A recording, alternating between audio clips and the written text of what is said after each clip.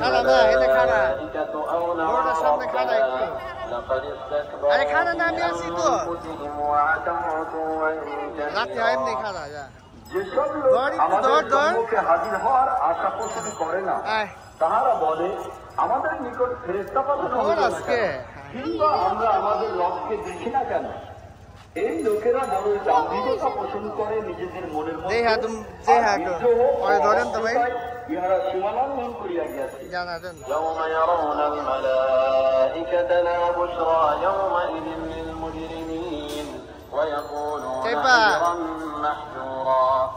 যেদিন ইহারা ফেরেশতাদের দেখিবে